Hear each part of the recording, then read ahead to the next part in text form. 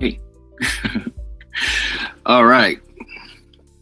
Saying that we're live. Good stuff. Let me close out a couple things so as not to use too much bandwidth here. I'd like to thank you all for showing up.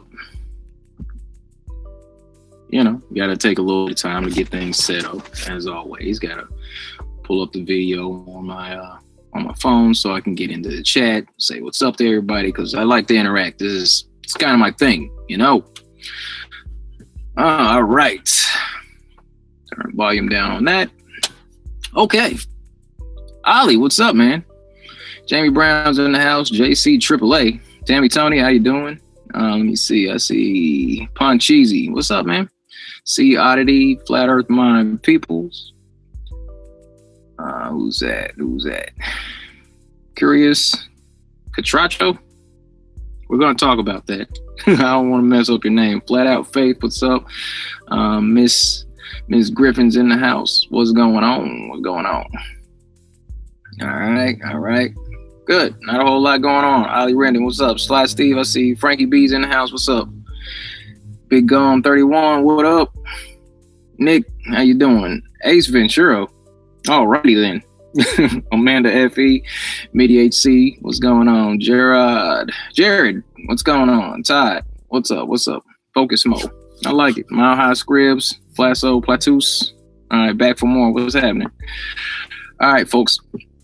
So, did everybody catch that video that I put up this morning about the rectangular shaped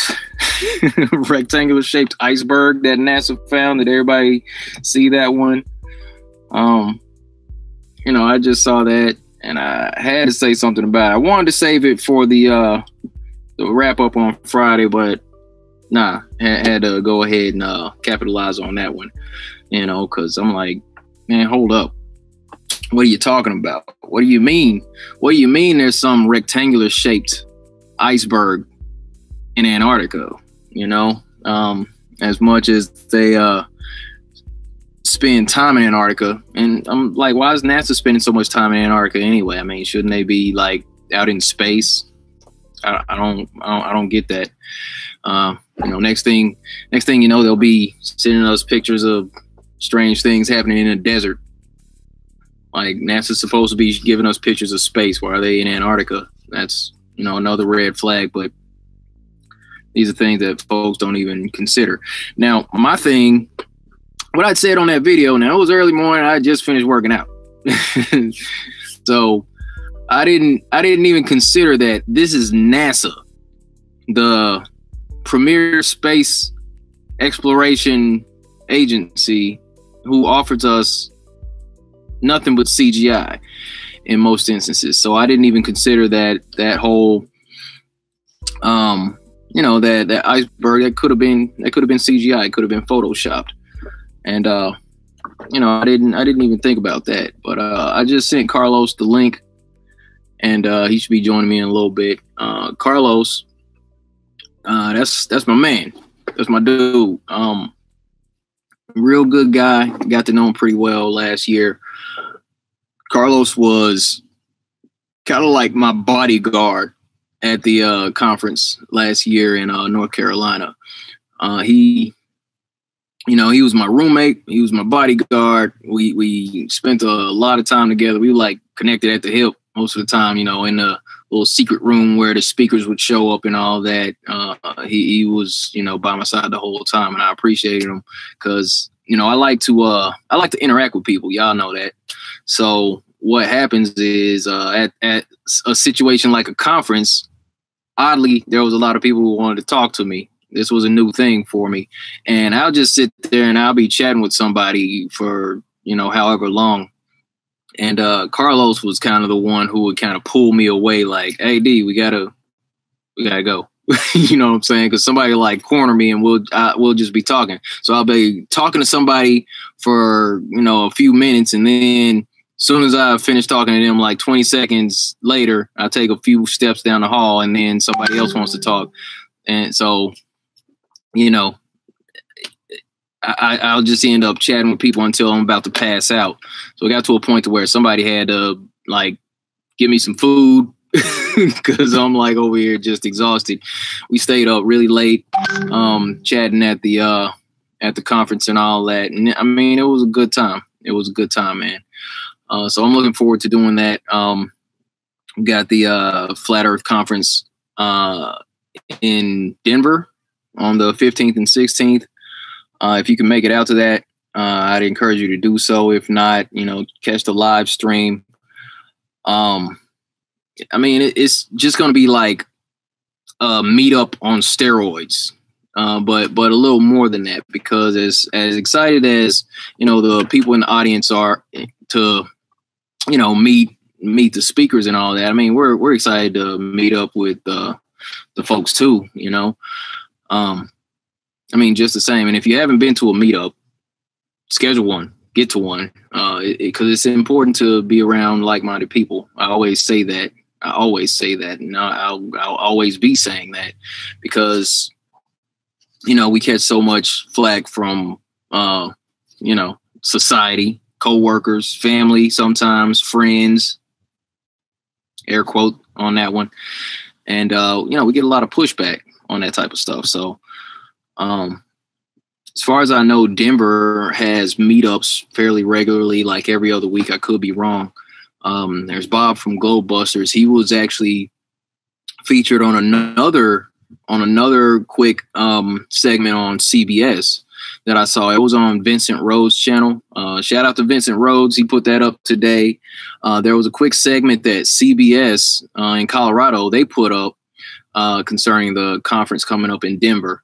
And Bob, they interviewed Bob, and they let him say some things that were actually pretty good to be heard on TV. It was a fair piece. It wasn't as long as the one that we went over last week, the one that came out last Sunday, but I mean, for what it was pretty good. It seemed like a pretty fair and balanced, if not promotional, type of situation for Flat Earth. So it wasn't a bad thing. And I don't always say that any publicity is good publicity, but the way that things worked out, and I was listening to Paul on the plane. Shout out to my man Paul. He was kind of talking about that on his show last night, and I was listening. What he was saying was how this whole situation goes. Like in the beginning, the publicity that they'll try to hit me with, as far as, hold on, who's this? Carlos, is that you? Yeah, it's me. I don't know what happened to the profile picture. That's my dog. I'm like, whose dog is that, man? All right, hold up. That's how that became the... What? All right, man. I thought I was about to get porn bombed in here. But all right, hold on. So look, yeah. No. I was talking about the conference coming up in a little bit, and okay. So he dropped off. He'll be right back. What's up, Dez? I hadn't seen you in a while, man. So the way that Paul on the plane broke things down was how the situation, my situation personally, played out, because it's like they took my spirit level experiment. Now, listen, I mean, y'all already know the story. I had like 27 subscribers on YouTube when I put that video up. So I put that video up. I only got 27 subscribers. I shared that to Flat Earth No Trolls. That was my first Flat Earth group that I joined on Facebook. So, I was excited about that, and I put that up like, hey, y'all check this out. I put that video up. And then, I hear from this guy I work with. He says that he put that video up in a Reddit thread. It kind of spread out from there. Some people were saying it was, fake. Some people trying to debunk, people calling it trolling and whatnot. But what happened is IFL Science got a hold of that video, saying that it had went viral, which it hadn't, because it had only got up to like 7,500 views in like 3 weeks. So, I mean, that wasn't like a huge video, but because IFL Science put that video up, like in one day, it went from 7,500 to like 135,000 by the time I went to bed. By the time I woke up and, you know, put a video out the next day, it went up to like 237,000, something like that. It just blew up quickly. And that was because they put Flat Earth out there, they put me out there, and then tried to make it a hit piece, but it just exploded. And a percentage of people, of course, are going to come back trolling and saying it's stupid, it's ridiculous, that's the dumbest thing, you didn't prove anything. But there are other people who are like, well, wait a minute.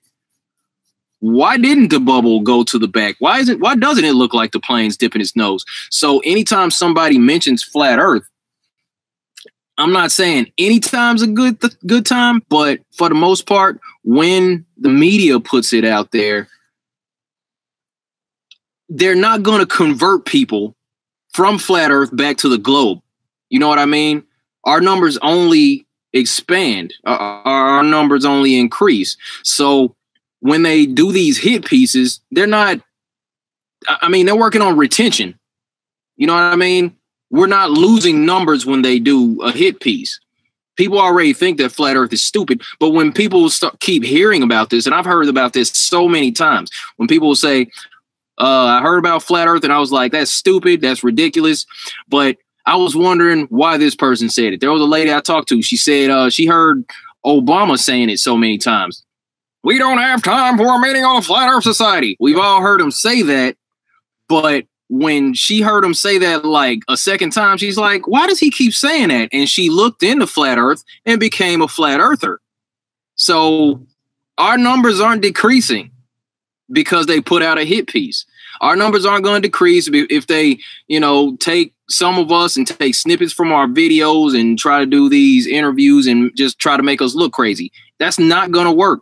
It's not going to work, man. They can't stop us. So that's what it is. We got this. We're always expanding. And let me get off my soapbox right here and holler at my man, Carlos Peguero, man. Thanks for joining me, bro. Bro, it's good to be here, man. Appreciate the invite once again. I know we talked about getting together last week, and you know, we're here today. So yeah, it's all good. Man, look, you know I be going through some things, bro. I know. I was gonna hit you up, man. I was gonna hit you up because I kept having this like weird thought, like, man, hit him up real quick because just see how he's doing, and then my stuff just started happening too. So yeah, it's crazy. Hey, it's all good, man. We just, you know, politicking, just chopping it up over here, man. But look, I wanted to give you the floor so you could get people up on. I mean, dude, look here. Hold on. Let me get this video on. I mean, you just look so crisp over here, man. You got this professional presentation. So, I mean, I gotta get you out here so you can tell the people what they need, what tools and accessories they need in order to have this crisp presentation like you, man.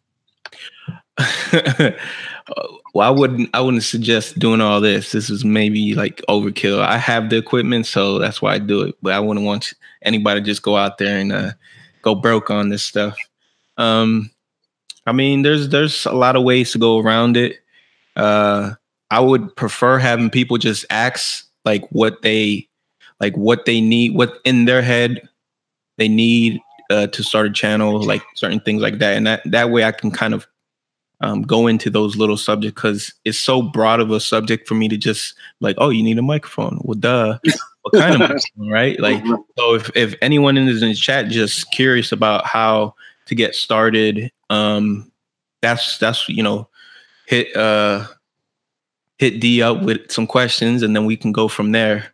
But until then, we can get into the picture. Yeah. Look, all those questions are while you guys get those questions ready.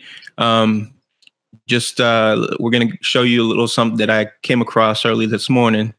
This is from D's last video, and cool. We'll just go into that. Yeah. The floor is yours, sir. All right. Let me where is it again? Share screen. Screen share. I got to do this so that I'm not showing the link to the. All right, I think this should be good. I'll just expand it. All right. All right, so guys, I have Photoshop open right now. And I took a screenshot from the video. Actually, why don't you explain to them real quick, if they haven't seen the video, what the video is about, what the screenshot is about before we go into it. All right, cool. So, yeah, if anybody didn't get a chance to check out my video this morning, my most recent video, it was basically NASA put up a picture, and it was supposed to be this rectangular shaped ice shelf. Let me share my screen real quick and show you this thing. I put that up. It was a story in Forbes that saying that NASA found a rectangular shaped iceberg in Antarctica. So, I did a quick story on that, just went through the article, gave my opinion on this, and, pulled up the picture and just left the article and just went on about my business. I had to get it uploaded, go to work. So this is the picture that I'm showing you here. And as a result of that, popping up, Carlos hits me up and said, "Hey, I put this in Photoshop and I kind of want to show you something." So I says, "Well, hey, since we were supposed to be doing the interview anyway, how about you know what I'm saying, we'll hook up after I get off work and, you can show them what's up." So with that being said, back to you, man. All right. So if you click on me, it'll lock me on. That way you don't have to worry about not saying nothing. All right, cool. I got to eat too. Right. Go ahead. All right. Okay. So I have Photoshop open right here. As you guys can see, these are thumbnails that I created and stuff like that. But I'm going to drag in the screenshot that I took from NASA's Twitter page. And it's exactly of what you guys see right here. It's a screenshot of Antarctic, whatever, landing strip, what I want to call it, right? So if I take the photo, as you guys see right here, I'm going to duplicate it just in case, I mess up or something, but it's really simple. All right. So here is a photo. And the way we mess around with these things is you go to your levels, and then here's the levels, and we can adjust the contrast and levels like that. And that's how, when they say Photoshop forensic, this is what they're talking about. This is how they can tell if something's real or not. And before I show you what I am about to show you, let me grab two photos. I'm going to grab two photos so you can see what we are saying when something's been cut and paste. So let me just put.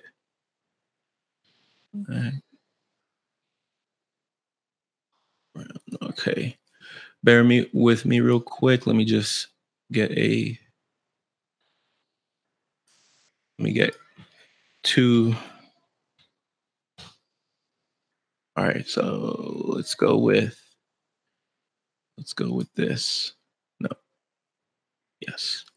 All right. So I am just grabbing an image. Sorry about this taking so long. And then I'm going to put.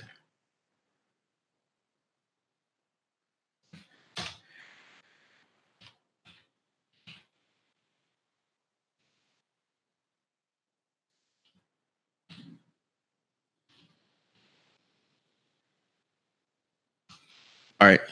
So we're looking at an image. All right. So I found two images that are similar. So what I will do now is open up a different, before I get to that, 16:9, do this right here. All right. Sorry, taking long. And now I have to go into my folders and find the first image, which I'm going to expand. You guys see what I'm doing? So this is just a black image right here, right? And then I'm going to take Daffy Duck. I'm going to stick them in this image, right? So it looks like the image perfect, right? It looks like you can't tell that the two backgrounds are, you know, it looks like it's one image, right? So what a person would do would go into the levels, and then they would bring up the levels, and then you would see, oh, there's something behind there. You could see that it was like cut and paste. So that is exactly what we look for when it comes to Photoshop Forensic. So just by adjusting the levels, you can see, oh, there's a black box behind it. Like we've seen NASA do with pictures of the Earth, where they just kind of cut and paste, you know, the Earth supposedly in the background.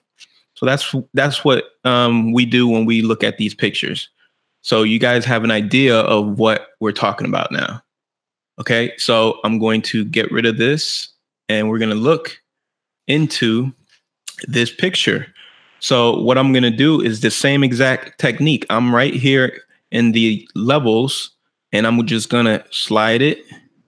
Now, remember, this is supposed to be, let me stop. This is supposed to be a solid image, right? This is supposed to be a solid image, and I'm going to control, go here. Okay, so as you see, I'm going to adjust the picture. And at this point, you're like, well, there's nothing there. Exactly. Not yet. So if I keep messing with the contrast, I can bring up something that shouldn't be there. And this is what I'm talking about right here. Okay, so you see this line right here? This line shows that it's part of this image and not this image. So this right here was literally just cut and paste. So what I'll do here is I'll bring up a fill X here, and I'll just put a circle around this, and you will see the line that I am talking about.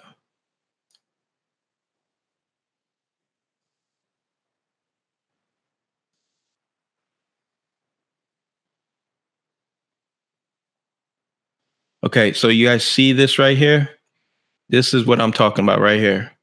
If you guys look close, this is like another piece of this whole broken ice right here. So this should not be there if this was a real photo.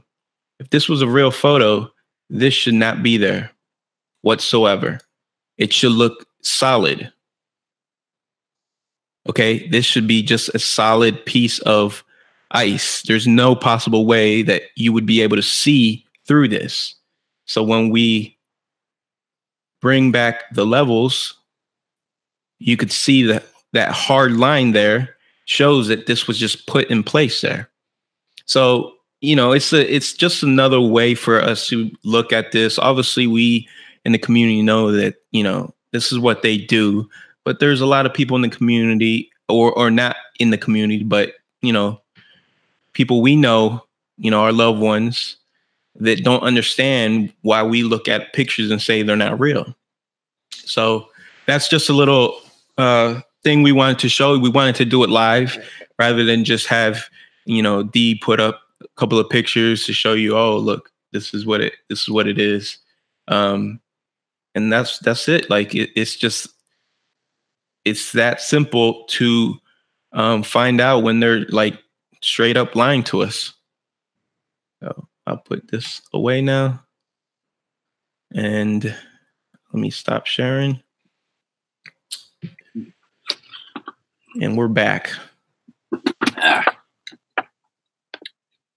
That's what I'm talking about. And while you were working on it, I had to fix my lighting a little bit. Try to keep up with you a little bit. Gosh, I'm all in the dark over here. But yeah, man, see, I appreciate you, man, because I don't have Photoshop. I don't have Photoshop skills.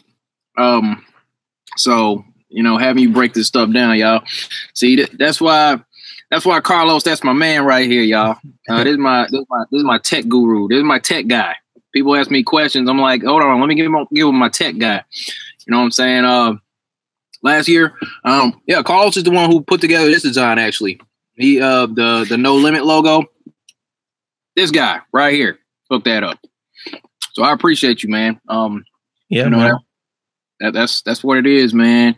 Y'all subscribe to Carlos Peguero if you haven't already. Seriously, man. So yeah, there it is. Stuff like that. It's stuff like that people need to know. People need to know that that's how we in the community who have these tools to be able to present to you guys can definitely show, the trickery. Now, they did a good job, right? Like if you look at newer pictures, they went back into like, if you go into NASA's website 3 years ago, they were sloppy. I mean, they were sloppy. They were just doing the cut and paste. Like I showed you with Daffy Duck, how I took 2 black images and then I showed you how easy it is to verify. So now they spent some money cleaning all those pictures up. So this is why it's important for us to be on top of these things, because if I were to take a picture from NASA's website right now, it would be harder to identify that. Now they post stuff like this, and then it goes on Forbes magazine, it goes on their Twitter page, and they're not too concerned because they don't see a lot of people doing what we just did, which is going through that photo with a fine tooth comb. They're more interested in just like mesmerizing the public. Oh my God, and how many people probably thought that this was real? Like this is, and I'll say the person who made it did a great job. You can't do better than what they did, in a sense. You know what I mean? But it just takes someone like us to decide to expose that it's not real. It's just not. It's, they're like, a lot of things that they do is there to, see if we'll catch on. And once we catch on, then they're like, all right, got to move on to the next trickery. And, that's what we're here to do. Yeah. That's what's up, man. I appreciate it. Yeah. Look, hey, if anybody has questions for Carlos, put it in all caps in the chat, and I'll pass that off to him. But yeah, man, people Fired for Truth is in the house, man. What's up, Nate? How you doing? If you guys don't know, Fired for Truth is the pastor who got fired for believing in truth. Oh, he's here? Yeah, that's him right there. Oh, hey, man, what's going on? All right. Too. All right, yeah, straight up. So, and thanks to Mile High Scripts and Flathead Politics. But yeah, appreciate the donations, man. Yeah, man. See, that's what it is. That's why we need folks like you in the community, man, hooking this stuff up. Because dealing with me, I'm like, I'm low tech over here. So man, you got a lot of skills, man. And one thing I learned is, we're all in a certain level, but like what I know is a lot, right? But there's people out there that surpass me in this stuff. This is a lot of self-taught gifts, I guess, because they're definitely gifts. I think God gives you a passion for something like this, and you go through it. And then he sees how far you're going to take. And then that's kind of like where my testimony comes in, which is, like I've done YouTube for probably like 5-6 years now. Right. And it was on just a tech channel, which we're going to get into the tech side of stuff in this community. But I always wonder, like, why did I develop these like gifts, right? Like how to, use Photoshop, how to create video, how to learn about cameras. All that played into my awakening, because when I started coming across this stuff, I started noticing, like, wait a second, that's easy to do. Like I can replicate that, and I'm nobody. So a lot of that stuff is what helped me awake to this truth and to a lot of the lies that are always being presented to us. So for us, at least for myself, I knew that once I had these gifts, and I'm still learning, that I needed to use them in a better, something bigger was going to happen. I always had that feeling like I didn't just learn these so I could make home videos. Like it was like, there's going to be a time when I'm going to use this. And what happened was this came across, I was ready to receive it. And I finally had that peace from God to know that he was like, all right, now everything I've shown you and taught you, use this for the good. Let's take this and use this to expose these people. And that's why I created the other YouTube channel. What I would consider now is my main channel, because it's where I like to spend most of my time researching flat earth, researching biblical cosmology, Nephilim research, just the whole New World Order agenda behind the whole topic. That's why I decided to dive in deep, because I felt a calling with all the new gifts. Because listen, before I even got into YouTube, I didn't have a care in the world to learn how to edit video. It was just not something I wanted to do. It was just like, that was great for the people who knew how to do that, but that's not that's not what I was called to do, Mm-hmm. And you just never know where life takes you if you allow it to, for me, I feel, if I allow, the creator to push me in that direction instead of being in his way, I allow him to guide me, and here we are, So I'm hoping that a lot more people get involved, because, there's probably people who have PhDs that can open up even more people's eyes, because someone might not want to listen to D or myself because we don't have a degree in, theology or aerophysics, whatever. They might have to have somebody in that field open their eyes. And that's only going to happen with people like D and myself and others in the community. I could see a bunch of people in the chat exposing and helping them understand, helping them open their eyes to this truth, Yeah. So that's why we're here. I'm hoping that I can help anybody out. As long as I see that there's a real desire, I'm always willing to help out and see what I can do from my side. I was telling people a while back that, I go around YouTube channels that I see are creating content and doing good work, and, I'll just make them a YouTube banner. Part of it, I would say 50% is me just constantly trying to evolve my skills. And the other was because I want their channel to look presentable. I want their content to match, their YouTube page. So I do I do that for people sometimes. And because I want to do that, I want to give back in some other way. Like, I don't have 100,000 subscribers.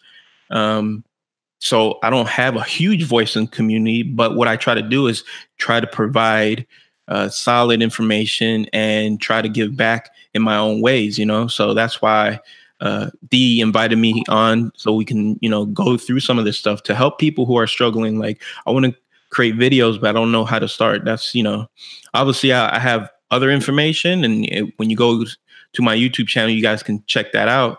And I think it'll bless a lot of people. But, he knows that I have a passion for the tech side of stuff. And I definitely want to make sure that people know a lot of the information that, it's hard to understand at times as well. So, yeah. And I try not to bug you a whole lot. Bug me, brother. I need that. I hit you up every now and then, like, hey, man, I need a graphic to do this. I want it to look something like that, I'm saying you had hooked up the banner for me where I got the shades on, the blue background, FE Offensive. You said you hooked up the background for Mark Sargent's channel, the banner for that. We're gonna have to talk some more, man. I don't know how to get the thumbnail to change on when I'm doing a live stream directly. It's got to be like the OBS setup, but we'll talk about that offline, I suppose. Yeah. I was actually because it was a slower day today at work, but it started ramping up right towards the end. I was about to leave, but in the process of in between haircuts, I was like designing a a thumbnail for this video right here. It was coming along pretty good. But so I'll give it to you when we finish. I didn't finish it, but it'll take me a few minutes just to finish it, and then we make the thumbnail for the end of this video. Yeah. And you know what's cool too though? Because you know I'm low tech. I just take a picture of me, picture of you, put some words on it. You know what I'm saying? I know you're not having it. But check this out. Yeah. So that people don't have to, go through the whole video. There's people with very low attention span. Download this video and just take that part where we showed the whole Photoshop aspect, and then you can make that its own video. I might have to do that. Because somebody might not want to watch a hang out. Yeah. Right. However long we on this thing, I get it. I was thinking about that earlier, man. Oh, my bad. I was thinking about that earlier. How me and Vegan will cover some stuff on Friday, and then I go back like, man, if I could take some of those things and make them like smaller segments, that could be like 2 or 3 different videos, each week from that. But that's why I ended up doing that weekly wrap up, because there's so much stuff going on, and I'm like, no, I'm stuck. I'm gonna just take everything, do it in the wrap up, call it good. But you'll be proud of me for this. I just figured something out. And this is some low-tech stuff. Let me expose myself real quick. Hold up. Shout out to China Mrs. Jones. I really appreciate you. Thank you very much. But look, man, I just figured this out. You're going to laugh at me about this. So the last 2 videos that I made, right, it's like I just figured out how to kind of double up on the apps that I have on my laptop already. So I got this one called Any Screen Recorder. That's how I do my screen records. And then I just figured out that I could do movies on QuickTime. So so ask if you having concerns. Just ask me. I would, because did you update to the newest Mac OS? Probably not. I always see that thing pop up, and I'm like, remind me tomorrow. If you do, they have a new built-in screen recorder. It's really good. It's like they took what is that thing? QuickTime, and they integrated into the screen capture. So at the same time as being able to capture your screen, you can also do a recording. It's pretty dope. Oh, okay, see that? And you can still... Yeah, I'm saying I kind of figured out the bootleg side of that whole thing, because what I'll do now is I'll open up Any Screen Recorder, and then I'll start doing a screen record, and then I'll hit record on QuickTime to have that little box, and then I'm like, okay, so I got 2 videos recording at the same time, so it's recording the screen, and then I'll minimize QuickTime, put it down here, it's still recording me, but it's just recording the screen while I'm going through the article and all that. So I'm like, I'll be able to do more articles like the one that I did this morning and the video I did yesterday, because I just figured that out. But I probably should have talked to you about that. But see, I just told you. See, I don't like to bug you with this stuff. No, I'm like, man, you're not bugging. When I get around to it, I'm going to answer as soon as I can. Yeah. That's why, I have this knowledge. I'm not going to just hold on to it for myself. I learn things all the time too. I'm learning new things. I just learned that about the whole screen recording and stuff like that. So that's something that just came up across my eyes, I would say a week ago. So. Oh, you just now getting on screen recording? Oh man! No, I told you about that, bro. I got you. No, I'm talking about doing it from the Mac. You know what I mean? Yeah.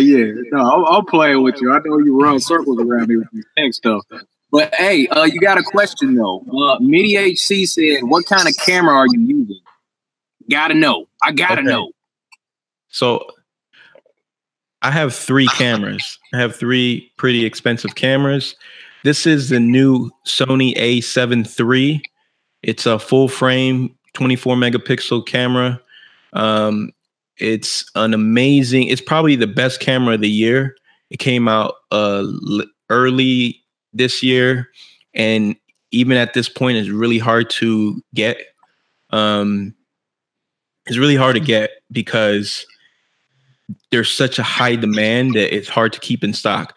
The reason why it's such a high demand is because as a full frame 4K camera, it's only $2,000. And I know most people are like, $2,000, that's a lot of money.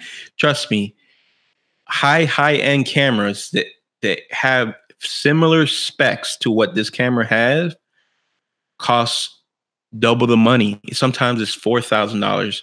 All right. So when this came out at an affordable, what we would consider an affordable price, like $2,000, people jumped on it because it has so many. It's one of the best low light cameras there is. The dynamic range that comes out of this camera is amazing. Okay. And what I mean by dynamic range, like a lot of people don't realize, like the argument that NASA and the NASA ball heads like to use is, well, of course you can't see stars, right? Because it's making they have to adjust the shutter speed. They have to adjust these different settings in order to capture the Earth. So if they didn't do that, then of course you would see all the stars. But because the Earth is so bright, the camera is focused on the brightness of the Earth, so it has to turn a lot of those features down. But in photography, if you use it in manual mode, you can adjust all those perfectly and you would supposedly see the stars. But my theory is that at a certain height, the stars definitely become invisible to a degree. Like if you go on your airplane, you would think being higher up, you should see more, but it's not. It's not. You don't necessarily see more stars. And a lot of it also has to do with light pollution, the light pollution from the ground, from the street lights and stuff like that. That's why when you go out to like the desert and there's not all this light pollution, you can look up and all of a sudden it's like you see everything. Well, it's not like they weren't there in your neighborhood. The problem is that what we call light pollution is affecting the iris in your eyeballs. So your eyes kind of make this perfect adjustment. And that's what we would consider with camera talk, high dynamic range. So this camera would have 14 stops of high dynamic range, which means that it can adjust between the overexposed side of an image and what is really bright, which could be right in front of it. Or let's say if you look on if you take cell phone selfies or video and you're outside, behind you looks like it's completely white out. That's because the camera can't figure out, like, okay, if I make the sky, if I expose for the sky, well, then he's going to be completely dark. So naturally what the camera does is it's going to adjust for you to look good and then make the background look like crap necessarily. So it's one of those things that these cameras in today's day and age, that excuse of, oh, we shouldn't see stars because, we have these whack cameras nowadays, is gone. Even my cell phone, I can take a picture at night and still have the street light blazing into and this has a tiny sensor blazing into the camera itself. And I can still take pictures and you can still see the dots from the stars. And that's how good the technology is. That's how amazing the technology is, that it's catching up to all their lies. And there's a lot of photographers who are starting to understand all this stuff. And, that's why when I see people who are photographers and they don't get it, I'm like, man, your programming is working on you, because you should know by your equipment how things work, why things are the way they are. I'm sorry if I'm going over some people's head. I'm sorry if some of this like what I'm saying doesn't make sense to people, but more or less when you go outside, right? If you're just a person, you're walking outside from a dark room into a like really bright daylight, your eyes naturally will adjust. But everybody's had those situations where you close your eyes and then you go outside, walk outside, and it's like blinding white, and all of a sudden your eyes slowly seem to make the adjustment, and now you can see the sky is actually blue and it's not white. Well, that's the same thing that happens with cameras. That's what's up, man. Look, so I was able to keep up with some of that. I'm over here eating questions that refer to that, or any other questions. We'll get on them. Oh no, I got the part where it was like where I see how your camera works, where it just focuses in on you and then kind of makes the background like blurry a little bit. So most cameras have like a dual exposure. You have what the camera will increase. Like I'll show you right now. So if I go to my camera and I adjust the exposure, see how it just gets dark? So I can make it dark, right? Or I can make it really bright. And that's one way of exposing for your camera. And that's called ISO. So your ISO exposes internally. So it's a fake, it creates a fake light inside the camera. So that's why, you know, people who shoot video, they'll have external lights so that the more light you put on your subject, mm-hmm. and the less you make your camera adjust for that, the better your image looks. And if you allow your camera to adjust the light for you, it'll start looking worse because it has to manufacture fake light. Yeah. So, all right. So when I turn off a light, so let's say I have this light right here, you see how my face looks worse because it looks a little too bright, right? So you start missing details in my face because and the closer I get, the worse it looks, right? But if I take that light and I start spreading it out, all of a sudden that light, now you can see more of my face, you see more of the details. Sometimes it can create a shadow. So if I turn off this light, now I'm lit only from one side. So that's another thing of why back in the day when people were looking into NASA and the moon landings, they were saying it was fake because they were saying, how is this shadow coming from this one source light, but there's another shadow coming? So, you know, those people who knew about this stuff were the ones calling NASA out during those days. But other people who didn't understand what they were talking about, it was just like, no, they went to the moon, bro. What are you talking about? That doesn't make sense. With shadow, what does a shadow mean? Well, someone who knows how to light a room would know that, that room was well lit. That was definitely done in the basement. You know what I mean? That was definitely done in some sort of storage room. Yeah. Okay. Huh.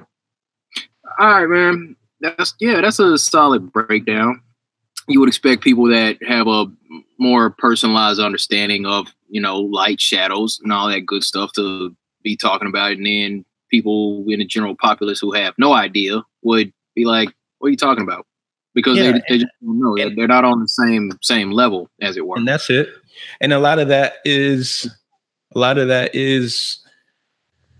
people not coming across. Like, this is what's wrong with the school system, right? In the school system, they instead of teaching us this bogus history that they constantly shove down our throat, if this was actually a society that wanted to improve their individuals, they would teach you more hands-on things like this, tools that you can use on your everyday life. Like, why wouldn't they teach you how to pay your taxes? Or why wouldn't they teach you how to, I'm not saying pay your taxes, but I'm just saying, why wouldn't they teach you how to manage your book, manage your money, how to take care of a house, or, you know, how to keep your car fixed, how to change a tire, how to change your oil, you know, how to cook? Why wouldn't they focus on real life issues that you have to do on a day-to-day basis, right? Mm-hmm. Instead of teaching us the garbage that they teach us. But they know if they teach everyone this, they can't lie to us because we would see right through it. So that's why they dumb us down with a bunch of stuff that makes absolutely no sense to most of us and then when you look into it, you realize it's just, they're all lies. You know what I mean? It's just like realizing how much of a lie is here compared to over here. So it should be, once you get to a certain age, we should look into these things for ourselves. We shouldn't allow them to dictate what we know. And that's why this movement has grown so much, is because people have stopped allowing them to dictate what we know. So we've related to something, right? We've related to a video in some way or another, a video that we thought was idiotic and retarded, because it was flat earth. Why would we look into something like that? But something hit us, something triggered us. And because of that, we all started becoming more researchers. We all decided to open our eyes to what could be true. What is the possibility? So now we know the truth, right? And a lot of us are still learning some of these truths. Like no one has it all figured out. That's the one thing that I can say for 100% definite. No one has it all figured out. And we're each trying to learn. And we get penalized on that a lot by the global believers. But I mean, because they'll come around and say, well, you guys need a model. You guys don't have a model. What's up with your model? This doesn't work on your model. Y'all don't have a model either. No, because water doesn't control the exterior surface of the wall. Exactly. So I mean, they've been told for so long that this is what it looks like. So in their mind, they think, well, that's our model. Well, if anyone with a brain would think, if that's our model, why is this bozo telling me that it's no Blake spheroid when what I'm seeing is a perfect circle? Exactly. Two don't correlate. So if you would open your eyes to realize you don't have a model, you have 100 maps that each, are right in their own little way. That doesn't make it an accurate map. It makes an accurate map for what they're using it for. Oh, you want to learn the distance between things? Use this map. Oh, you want to learn, how the oceans work? Use this map. But they don't have now one map that solves all those problems. No. They have to provide us with the globalists, the global believers, they don't understand that. And they argue with us as if we're trying to feed them poison. And it's like, no, if you get out of your own way and your own pride, try to listen to what they're saying to you before you start, villainizing us. Right. Absolutely. Here, got a question. Miss Tony wants to know, do you offer help to new YouTubers? Sure. I mean, and that's part of what this video is about is like, of course I do. Yes, I definitely do. I'm also very, think about this, being in this community, you have your guard up, right? So I don't always want to make myself 100% available because I kind of have like my guard up. Like I don't trust everyone that comes across a lot of it goes through, the gut feeling that we get. And, because I've had people try to contact me and they're like, oh, can I get help with this? And you realize they don't really want your help. They just want to take your time up and nothing really gets solved. And sometimes these people, are shills for, the governments and whatnot. I've had one individual like, hey, can you help me out with what this means? Like, how come, water, this and that, early on. And I went through it for 2-3 weeks. And I'm like, dude, wait a second. So you're a baller who's looking into this subject, or you're just trying to tell me what, you're trying to defend what you believe and taking up my time, not taking in any of the information I'm giving you, but you always have a rebuttal. So I realized like, oh, I see what you wanted. You wanted to distract me from making videos. You wanted to keep me from talking about the truth. Exactly. Your whole agenda was to keep me answering your information so that I wasn't doing the real information. I wasn't putting out real information. So then I was like, okay, I get it. Boom. So I just stopped them. I just blocked the person. And, I've had others come across the same way. So, yeah, I'm definitely willing to help people, but also give me time to kind of vet things out, Yeah. Don't get too upset. Absolutely. Absolutely. I feel you, man. Definitely want to keep an eye on these folks. Not these folks. Folks in the chat are cool. I mean, the other folks. These are the best people on the plane. But I'm saying, man, look, the trolling on YouTube, man, the trolling on Facebook, it's ridiculous. It's ridiculous that so many people have all this time to just follow people around on social media, or hey, I'm subscribed to this person so I can get on this video and make a negative comment. I could have swore I got a screenshot on one of my most recent live streams. I was on with Vegan Warrior on Friday, and there was one cat in there named the Devil's Advocate that said I get like $350 for going to videos and saying that it's not flat, or just making negative comments. And there was actually a guy on my Spirit Level video who actually left a comment apologizing for putting a negative comment there. So there's definitely paid trolls out there, and they'll be. I mean, it's like the sneaky tactics they'll use. It's like they'll ask a question saying that they're sincere, and then will ask another question, and then another question, and another question. And after a while, you're like, do your own research. I got to go. Yeah. You know what I'm saying? Just trying to waste your time, trying to pull you away from what you're doing. And I mean, look, folks, be careful. Be careful where you spend your time. If people just keep asking you question after question, after a little while, just link them to ODD's 21 questions or Flat Earth in 5 minutes. Well, that's my litmus test right there. That's my litmus test. If I'm talking to somebody, and obviously in this movement, it's a very visual movement.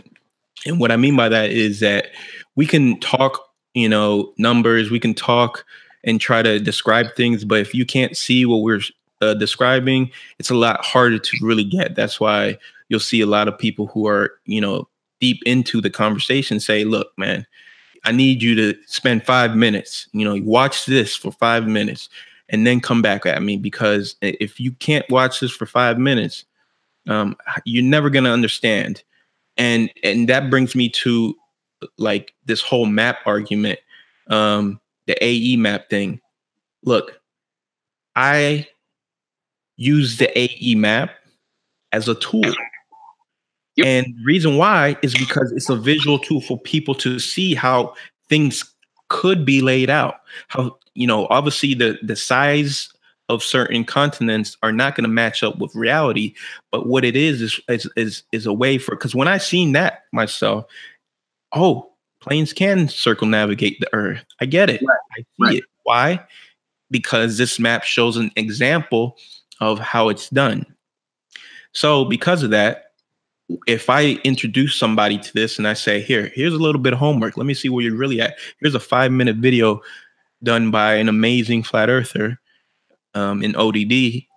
Watch this and tell me what you think. Now, if you can watch that and come back and have questions, now I know you're serious. But if you watch that and your questions are more of, that's impossible, now I can't keep going with you. You know what I mean? Yeah. You heard, it's like this, like in Christianity, and I relate what's going on with the flat earth with Christianity. As I'm a Christian, and I remember when I first got born again, saved, I wanted to tell everybody, right? So then you have to learn, you have all this passion, and that's what I see what's going on here. Like people who learn about flat earth, and they just want to tell everybody, and they want to go out there and do the community things, and go out there and speak, and I get it. I love it. I've seen it, I've dealt with it on not just the Christian side, but also the flat earth side. I talk to people on a regular basis. And when you're honing your skills, you realize, like, unless I can show someone an example of what I'm talking about, they're not going to get it. That's why you hear a lot of us, especially D, say water is always level. Why? Because everyone has experienced water being level at some time. Okay. Everyone has seen a pool. Everyone has seen a lake. Now, if you're blind, I'm sure you heard about it. All right. I always got a gallon jug with me. just so I can show somebody. Yeah. And when we say the water is always level, we're saying that when water is finally settled, okay, because we know the oceans have currents and they have rip tides and they have waves, but when water is at its still, it always will find its level. It's going to go through every crack and it's going to level itself out. So that's a perfect example, and why so many of us use that example, because at the end of the day, you cannot defend that. That is natural science. That is something we see on a regular basis, almost every day. You got your juice, you drink some of it, the water, the juice in the cup finds its level. Okay, when it tilts, it doesn't wave. There's not a wave. It just finds its level. Okay. Yeah. The cup is here. It finds a stop. Yeah. So a lot of us use that as an example because it's relatable. But some of the stuff that we talk about, some of the stuff we talk about is hard to visualize. So that's when we bring in these videos. That's why we bring in these examples. A lot of times when I'm talking to somebody, I like them to use their own phone. So when I say, hey, look up Antarctica. Yeah. Google Antarctica. And now they see what we would say the ice wall. And the funniest thing is that they never even knew about that. They knew about Antarctica. They didn't know that Antarctica was possibly a sheet of, I don't want to say sheet, but, a barrier surrounding the earth, and they do it from their own phone and they're typing in, it's their hands doing this. So now they have like the experience of, they're researching flat earth. I'm not researching it. You're using your phone, you're using your fingers, and you're typing in those words. That's a small little indication of, holy crap, like, why is there an ice wall there? Okay. Right. Look. The earth. And then you look at them and they're like, wait a second. Man, you're good at that. I haven't gotten around to the point of activism in conversation to have somebody pull their phone out and start looking this stuff up themselves. I'm usually sitting here like, look, I'll flip my laptop around and start showing them there, and I'll pull up a video that I did or somebody else's video or some pictures, and I'll just explain this stuff. I love talking flat earth to people when I'm on a plane because I got them stuck in a seat for like 3 hours. Exactly. So, and I mean, by the end of the trip, they're like, nice talking to you, man. They're like kind of confused. Like, I don't know where I am anymore, because I mean, give me some time and I will take care of like anybody out on the street. But, here, shout out to, Mr. Akil Will. Appreciate you. He says, please speak on IR photography, drones, and we're already talking about Antarctica. But as far as the IR photography, what do you know about that? Because there's been, I believe, Jay Tolan Media. You seen those long distance shots where he's got the IR set up with his camera? He's, getting like video and images from like hundreds of miles away. Yeah, the amazing thing about the IR stuff is that it cuts away through the atmosphere. So that line that sometimes looks like it could kind of curve, it eats away all that. And a lot of that is like clouds, when we're looking at a cloud, we're looking at it from 10,000 feet above us, right? But when you start putting your head and you start leaning it towards the horizon, those same 10,000 feet clouds are now at your feet because you're looking, we all know that our eyesights go into like a triangle, pyramid type eyesight, everything converts to, the ground. So IR eats through all that haze. So it's amazing. It's quite expensive. I know of people, and these are not flat earthers. I just knew of a guy who had a bunch of cameras, and there's companies out there that will convert your sensor. And what they do is that almost every camera, I would say every camera nowadays, has an IR capability. It just needs to take away from because the way that light hits the sensors, there's like different filters a sensor might have, and that's how it reads information. That's how colors are red in a sensor. So what they do is they block some of those colors, some of those things. That's why an image looks kind of weird. Sometimes they look black and white. There's some people who put in IR. They have like real good IR. It can make it look pink and gray, green and purple. It's weird. So there's different levels of it. There's companies out there that will take your old cameras and convert them into like only seeing the IR spectrum, which is amazing. And that's why now this whole new technology, it's not new, this whole new introduction to our world, okay, is amazing because of what we're able to use that tool. Again, the powers that be, I don't believe understood what the technology was going to catch up with them. And, people like that gentleman that you said, I seen a video where he does it shows you how it cuts through all that haze, all that, the heat wave that can distort stuff. And it just, you can see like the horizon really more defined, and it's amazing. What was the other thing? Let me see. It was like a 3-part question. Yeah, it was wanted us to talk about IR photography, drones. What you know about drones? Cool. This one thing, drones. I have a drone. Do I have it here? Yes, actually, right here.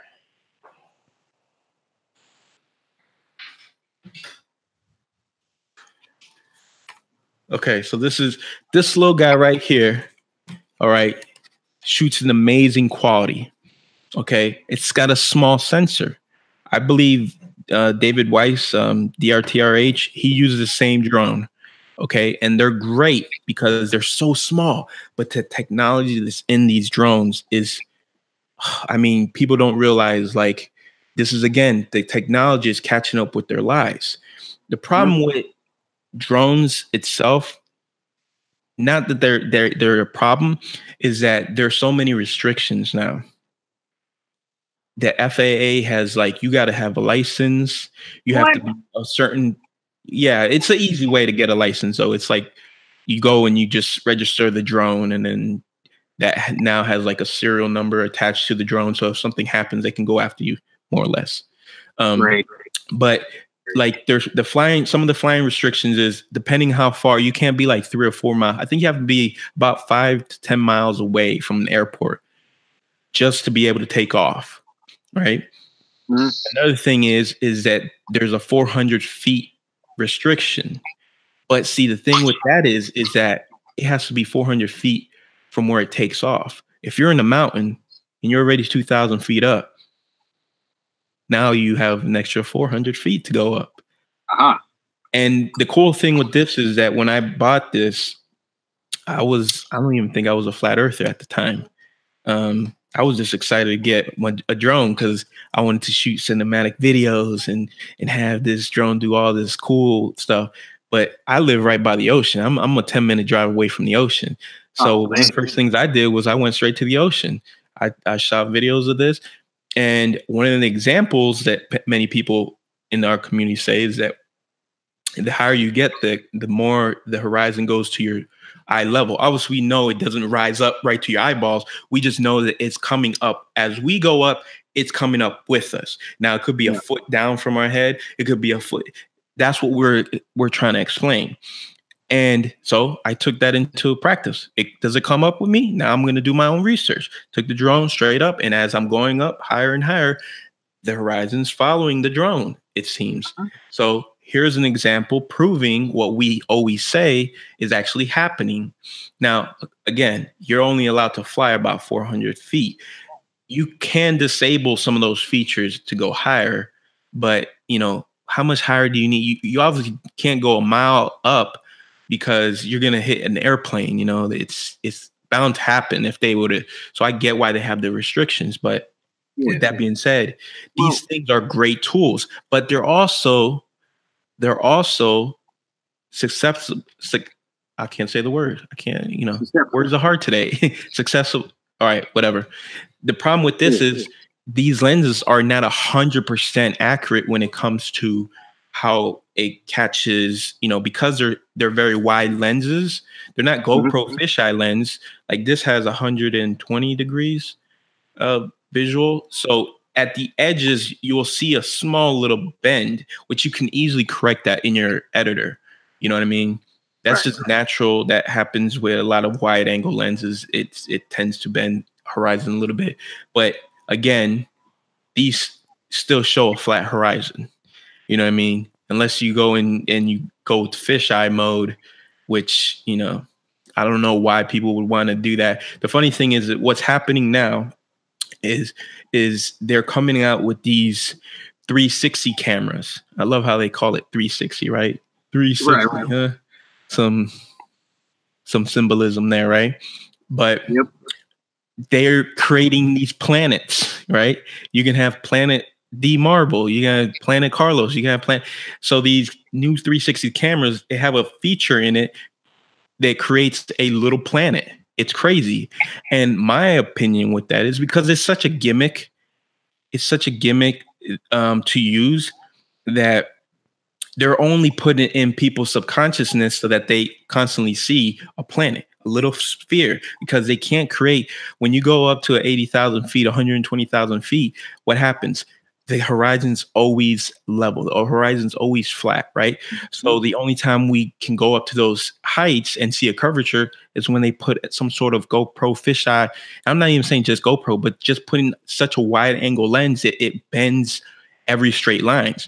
So because of that, all right, they've decided let's move on to the ground. So you can get a 360 cam and it adds a fisheye. They call it like a planet mode, and it can literally create a planet, you know, and you're in the center of it. It's crazy. I mean, I guarantee if we Google some of these, and I've seen some, and it's ridiculous. Cameras are so affordable, right? The cameras are super affordable. You can get like one of these little cameras for like $150, $200, and it gives you this feature.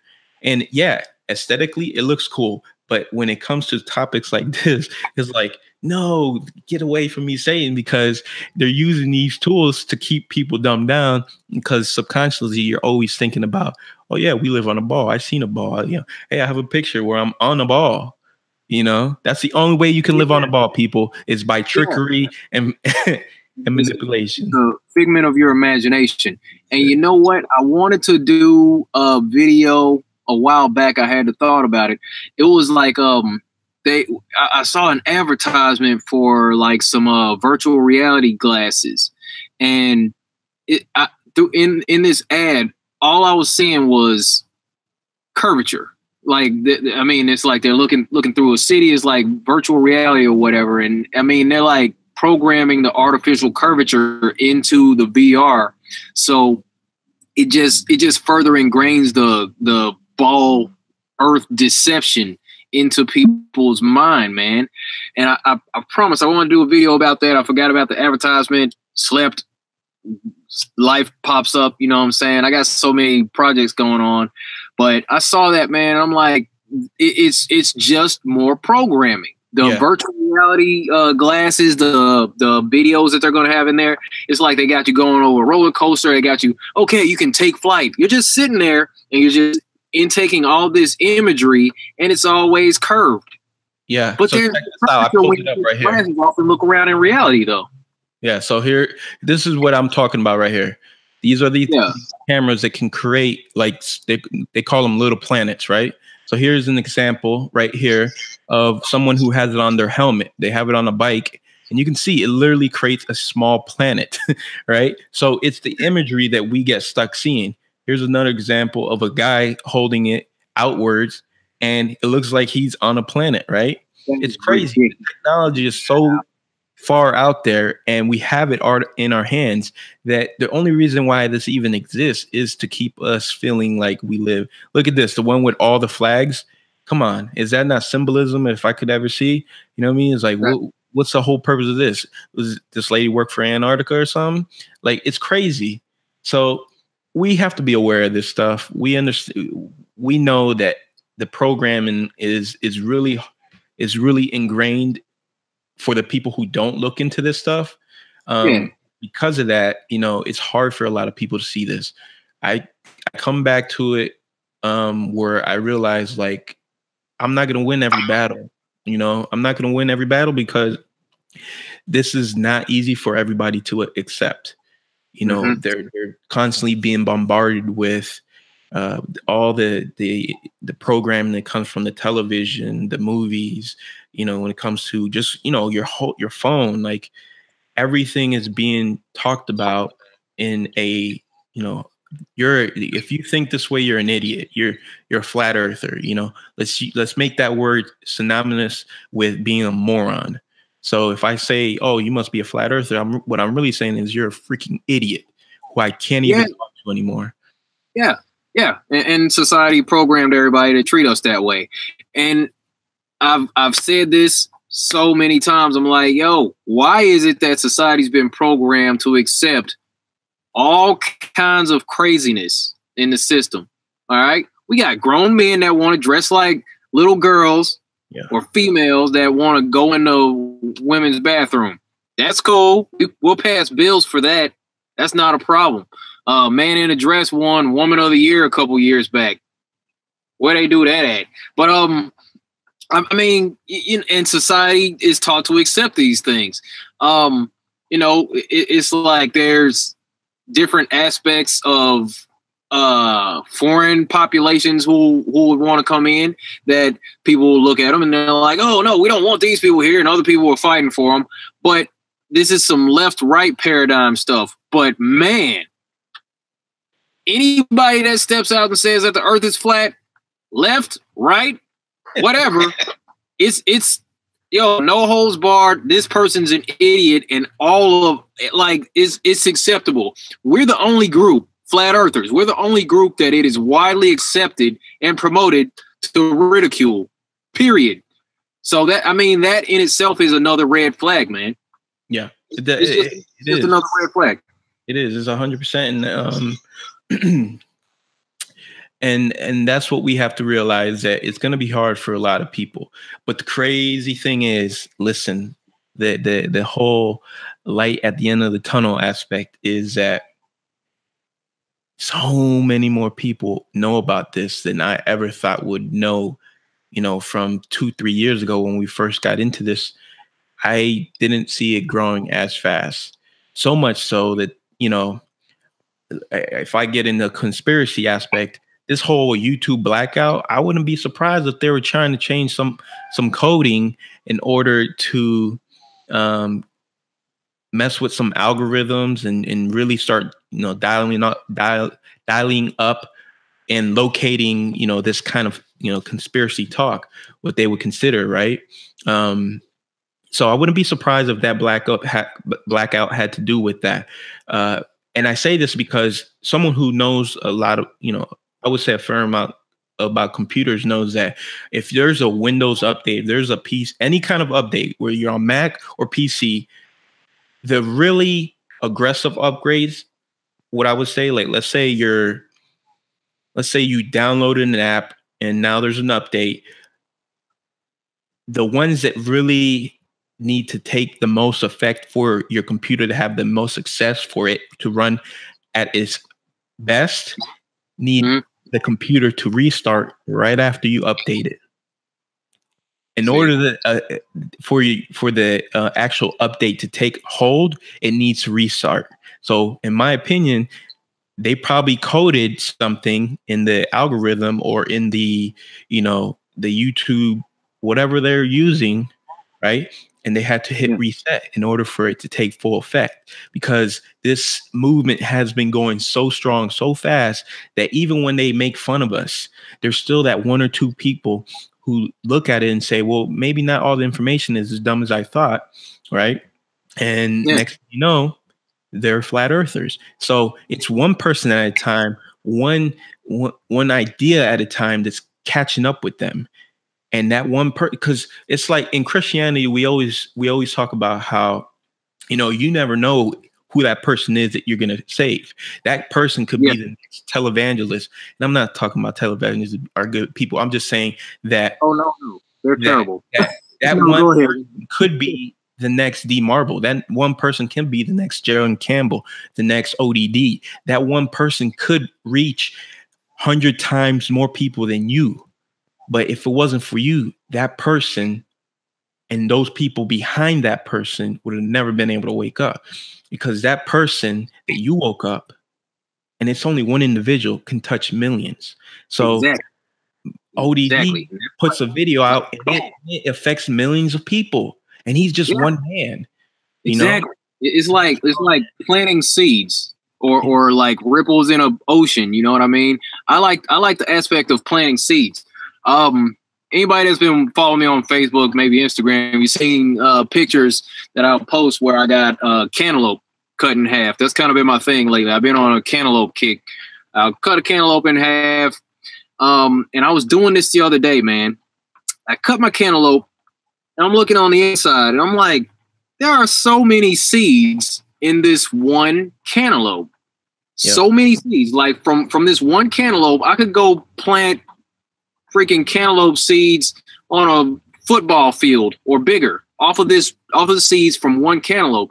So that's how I look at this whole situation, man. It's like you were just saying, you never know who you're going to affect, because I mean, just by planting the seed at one point, somebody might get it, somebody might not get it, but as long as you plant the seed and walk away, it'll be watered or it won't. Just like that, that parable in the Bible, in the New Testament somewhere, it talked about, some seeds fell on good ground, some fell in the thistles, some fell on the rocks, and whatnot. But at the same time, there's gonna be some that come up, and it makes sense to me.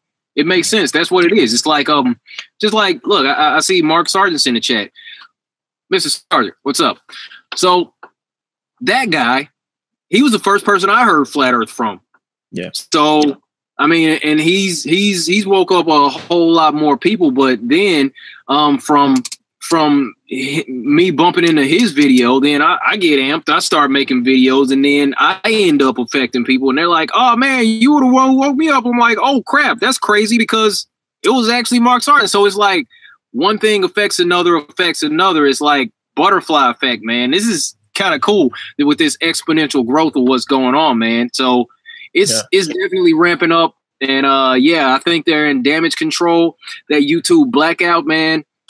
I don't know how much more crap they can throw at us for putting this stuff out, because it's like, I mean, I already get messages every other day from somebody saying, hey, I had to resubscribe. I was unsubscribed from your channel, from ODD, from Jaren, from DITRH. And they're like, yo, I had to resubscribe. That's why I didn't get notifications, because YouTube unsubscribed me. There was a time where I was checking Social Blade, and I saw the little line go, you check Social Blade every now. You know how that goes, right? Yeah. With the checking my live subscriber count.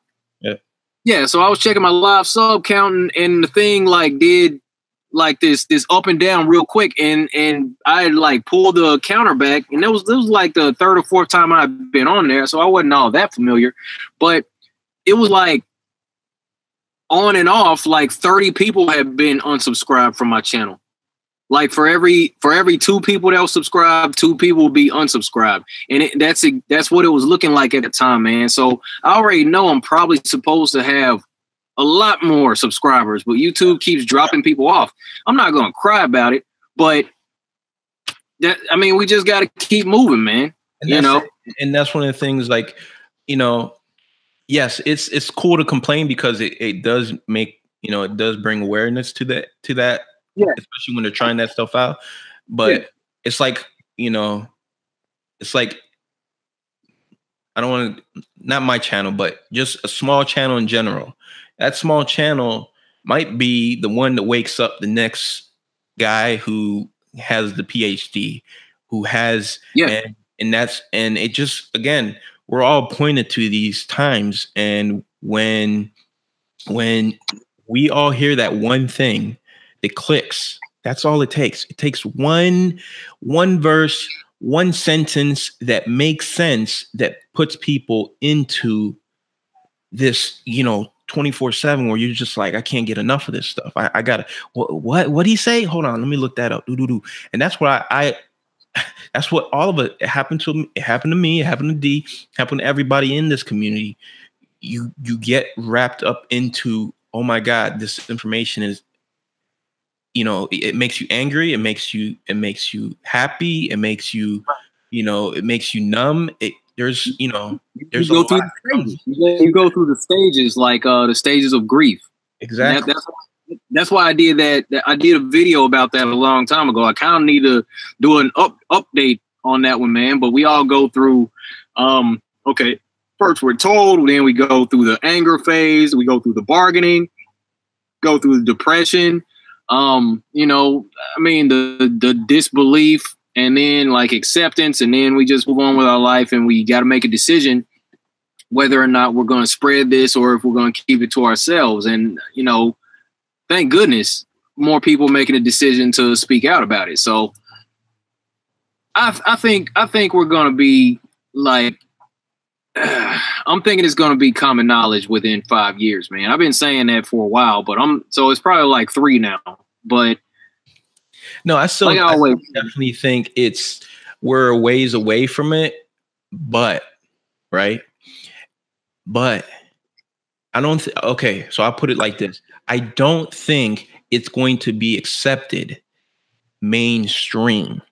But what will happen is that enough people will just, okay, all right, I'm going to give away a video that I'm literally going to be doing in the next few days. And that has to do with, you guys still got to watch the video, but more or less, The First Man. Everyone know about this movie, The First Man? Yeah. Okay. It is tanking in the box office. Oh, yeah. Okay. That's what I'm talking about. I heard about that. Go ahead. Yeah. So, and the funny thing about this is you have a lot of these media outlets going, I can't understand why is this tanking? And it's like, because people don't want to watch fake crap. Now, you want to watch Star Wars, it's fake. But when you're trying to put reality into something that most people are waking up to and know that is fake, nobody's going to go watch and support that crap. So we're hitting them where it hurts, and that's their dollars. Yeah. Right? Their dollars are affected because I don't know how much money they spent on this, and it's not even close to hitting it. And they're hoping that it's going to have a long run. So what I'm imagining, this movie is going to be around in the movie theaters for the next 6 months, which is unheard of. Usually movies do not do that. It has big time actors. It has it's actually supposed to be a pretty decent movie if you're just taking it for the entertainment aspect. Right. But it's not doing well in the box office, and they're trying to say it's because all these other movies that came out with. No, it's because people know the truth now, and they're not going to go support that crap. So that's just one. That's what I'm talking about. I'm still going to make a video, so y'all go watch when I finally get it up. Hey, I'm going to watch the video, man. Do not worry. I'm going to hit the thumbs up on that thing too. Tell you that. But yeah, man, that's good stuff. I did hear about that. How it's not doing all that well at the box office because, people are waking up and figuring out that it's a film about a film, and we don't need to see freaking art imitating other art. That's played out, man. We're good on that. So no need to worry about that, man. I like it. But the movie still, and I'll say this, and on the other coin of it is that I've seen people, not that I personally know, but I know from like internet and whatever that we follow each other, something like that. There are Globers. I saw one individual who wrote this it was really nice, really poetic, describing how he had no idea that this movie was going to affect him in this way, which now makes him have more interest in the space agencies and so. And that's the whole goal of that movie. It affected him for what exactly they wanted. There's a lot of people who are going to be affected in that way. That's why we have to expose these things, because it's trying to get those people to realize, like, no, listen, what you saw was, like Dee said, it was art, and it was and the plot of this movie is, instead of let's focus on him getting to the moon, let's focus on making this guy into a likable human being. So the focus is on his family and his struggle, so that you can, as someone who sits back and is just vegging out on this material, what happens is now you're like, well, Neil's not such a bad guy. He was just a normal dude. When in reality, this guy was lying to everybody. All right. Mm-hmm. The people who don't understand how big of a liar he was, how big of a liar Buzz Aldrin and the other guy was, is let's make him likable. Let's make him someone that people can look up to again.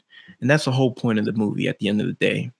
So, you know, I read this guy's whole, like, you know, and I felt for the dude, because it's like, man, they got you, bro. They got you. They did. That movie did exactly what it was supposed to do.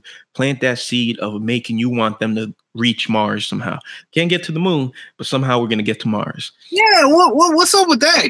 What do you mean? What do you mean? We lost the technology to go back to the moon, but Mars, yeah, we can handle that. Mars is over 1 million miles away, if I remember properly. I was looking up these links the other day. Look, Mars is supposed to be way further than the moon is. They can't get to the moon, but Mars, yeah, no problem. I'm calling BS on it. Yeah, and like you were saying, man, with that space movie, it's basically propaganda. It's space propaganda in the sense that it's kind of a recruitment thing. Mm-hmm. Just like they show these movies like Saving Private Ryan, Jarhead, you know, not Full Metal Jacket. That wasn't so much a recruiting movie, but these military movies to make soldiers look awesome and tough and all that, and then they're like, oh man, I want to go serve my country. you know, that basically just gets them hyped up to go join the service. Just the same as this movie is like space propaganda in that it's giving people the inspiration to want to go pursue the whole aspect of space exploration, or just getting back behind that whole idea, or trying to recruit more children into the idea that I want to grow up and be an astronaut. Yeah. You're going to end up being an actor, kid, because we're about to tear up this whole space thing real quick. We're bringing the curtain down on this thing, man. This show's coming to a close. I'm telling you, I can feel it. It's getting to the point where people have to realize is that, and obviously everyone in this chat, knows the truth, right? Unless there's a troll out there or something. But for the most part, we're preaching to the choir, right? But what we can take away from this is that this is how much of an impact we have. We've all heard Mark Sargent talk about how there hasn't been a moon mission movie, and look, 3 years later. Boom. What do? They make a moon mission. Mission. I got moons on my head right now. Oh, yeah. Moon. Right. But more or less, that's what it is. Like, we're causing them to react to the things we say. And some might say, well, we should keep it quiet. No, man, we can't do that. We got to keep talking. We got to keep telling people about this. We got to keep making people aware of this, because at the end of the day, there's going to be that one person who's going to wake up everybody. Exactly. And I'm trying to see what that's like. I'm just glad to take part in this whole situation, man, being part of this awakening. So, yeah, man, a lot of it, you and I know, it's just common sense stuff. Common sense when you really step back and realize, like we just said, they can't get to the moon, but we're going to get to the Mars. Can't get to a closer point, but we're going to reach a further point. And if somebody just sits back and thinks about that, like we all, like people who haven't heard of this information or haven't came across this and haven't thought about this, haven't pondered on this, have to realize, like, the reason why Mars is such a big play in today's space program is because it goes back to the technology. The technology has caught up with them. Cameras like the P900, the P1000, and I bet you there's other cameras out there that can zoom in just as good. What would happen if the pressure was like, hey, when you guys get there, can you get on the side that we can visually see you? Because that would be amazing. Well, we can't zoom in on Mars that well. So right. We got to the point where we can zoom in on the moon.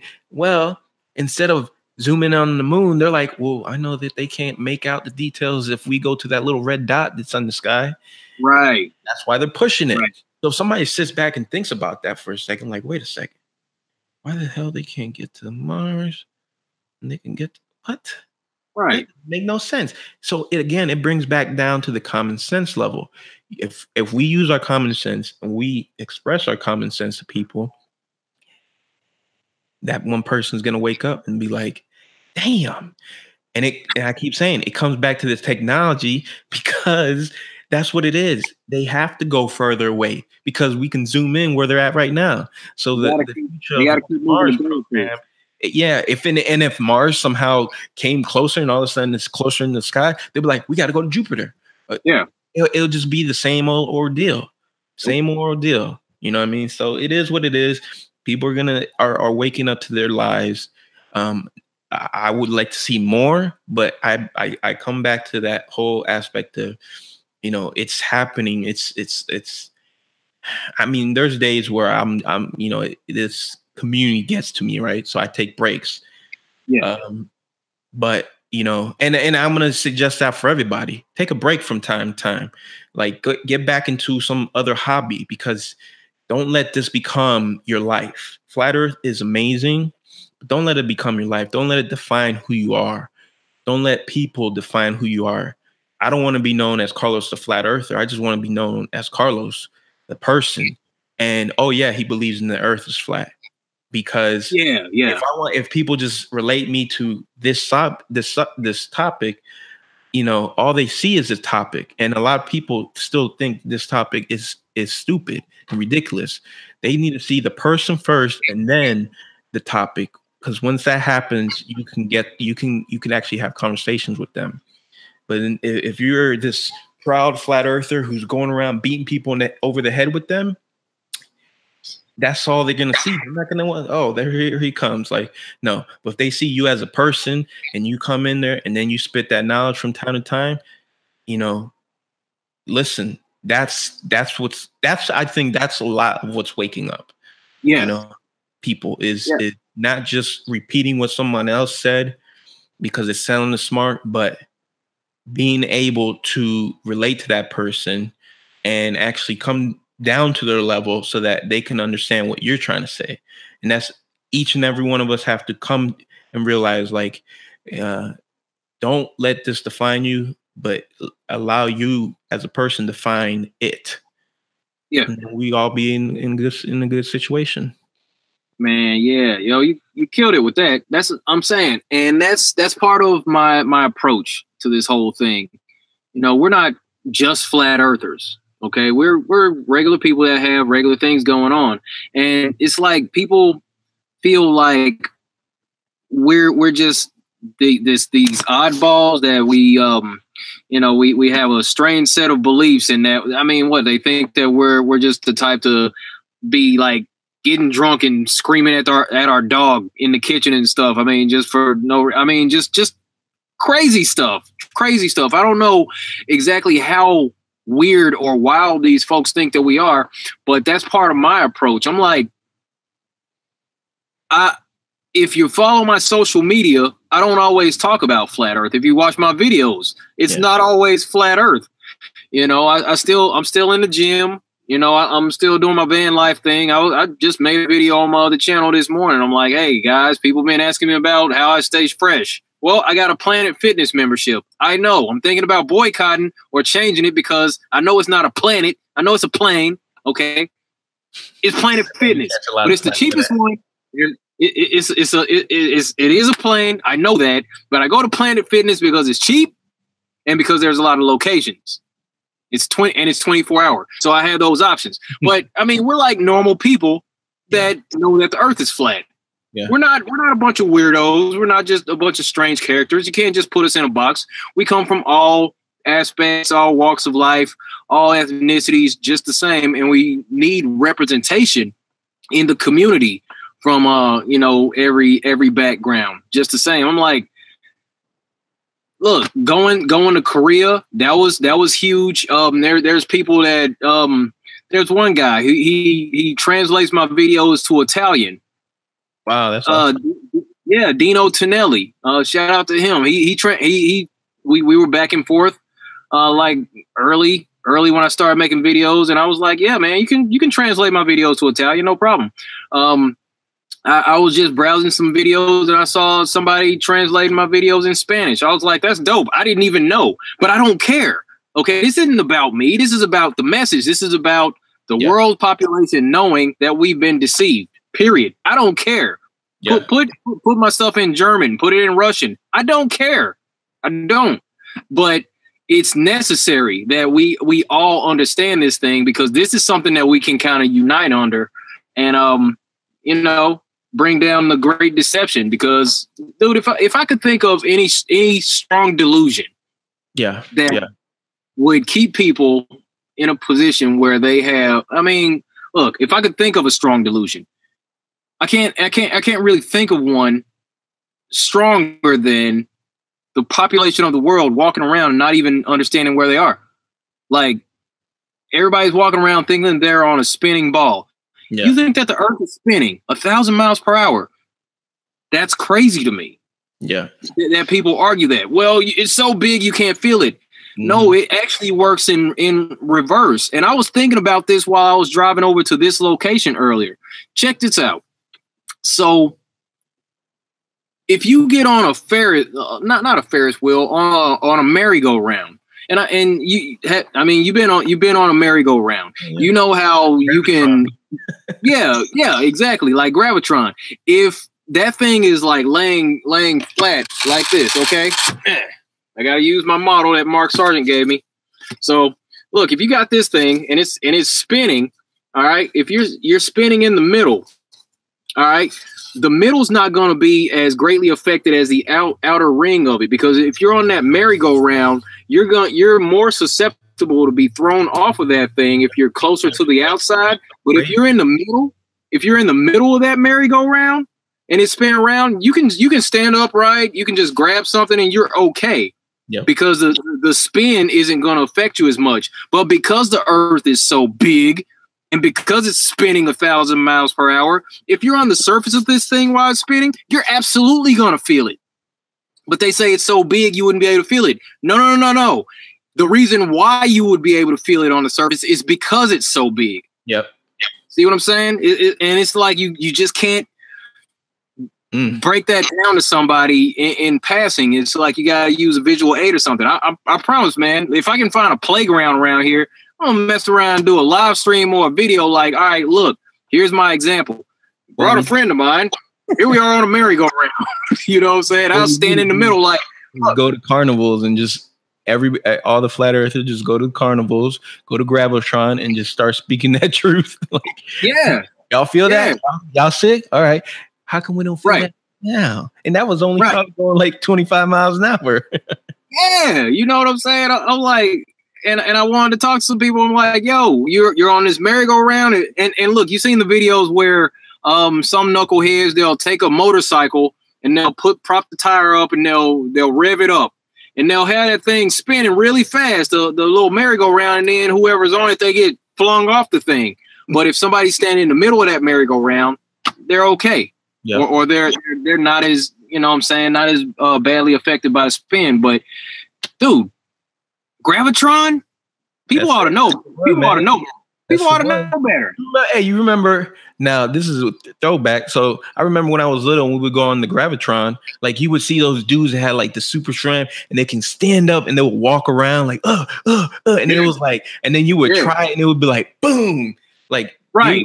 How do you not think about that's how that when I finally started thinking about it and I started relating to when I was a little kid trying to stand upright on the Gravitron, I was like, no way we're spinning, man. Come on, man. Like I couldn't even do that and the thing was barely going 20 miles an hour. But the G-forces that thing was pulling, it was like, there's no way, man. There's no way. Heck no. Once again. I know, man. And that's what it is. Special thanks to Rebecca Silvius. Said some dough for your cookies. I like chocolate chip, macadamia nut. Those are my favorites. I was at the store today and I didn't even need it. And I just saw it and I was like, yeah, I need to get some chocolate chip cookies. Yeah. Don't do it. It's always that one little evil Carlos on your shoulder whispering this stuff. And then you got a daughter with you. He's like, I just get her one and me one. I'm doing a good thing. So, all right. What's up, Johnny Afro? I see you. Yeah, my man Johnny Afro makes beats. He sent me his music on SoundCloud. But yeah, yeah, man. So yeah, about go ahead and wrap this thing up. You know, we almost pushing 2 hours out here. And it went by fast. I'll tell you that, man. It's always fun hanging out with D.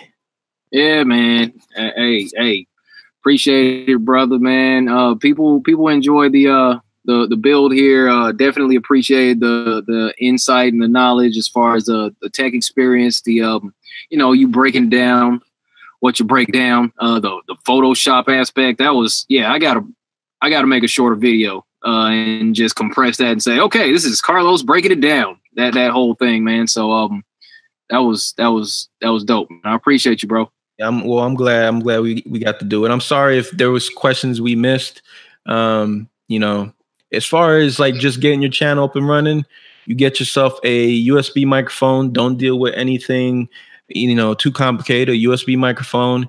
The key is to get it as closest to your mouth as possible. It gets you that crispy radio. Hey, everybody, WQ, something like that. And I'll be sure to try to remember that. Yeah.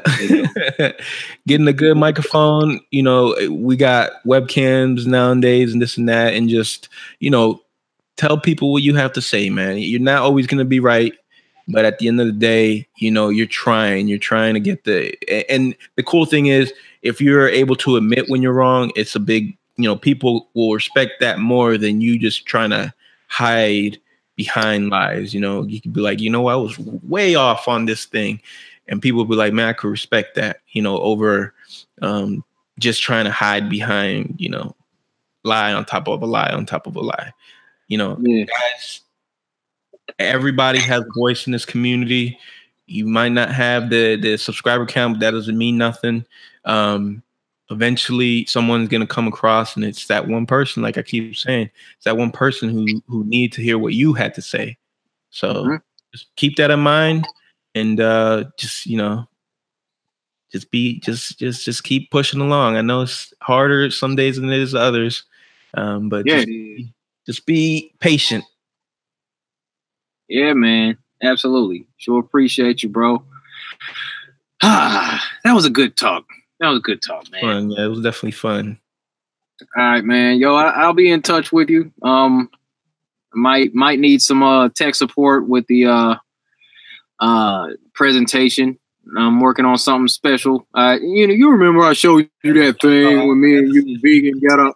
We not gonna tell everybody about that just yet. Oh, people, I got something good for you. I'm gonna unleash the new flavor at the conference. So my plan is to do a presentation with the new data, being very cryptic on purpose. With the new data, I'm gonna release that or at the presentation at the conference, and then I'll upload the videos from what's been captured. But there's been some behind the scenes stuff going on, so just so you know, be on the lookout for that. But yeah, thanks, man. I'll probably be in touch with you. Special shout out to Miss Tony, Mile High Scribs. Thank you very much. Flathead Politics, my man. Mr. Akil Wills, appreciate you. China Mrs. Jones, thanks as always. Rebecca Silvius, thank you very much. All right, you all. Thanks for tuning in. Hope you all have a great evening. Be sure to tune in for myself and Vegan Warrior on the weekly wrap-up on Friday at 6 p.m. Pacific time, 9 p.m. Eastern Standard Time. And as always, be good to each other. Take care of yourself. Stay flat. See you next time. Thank you.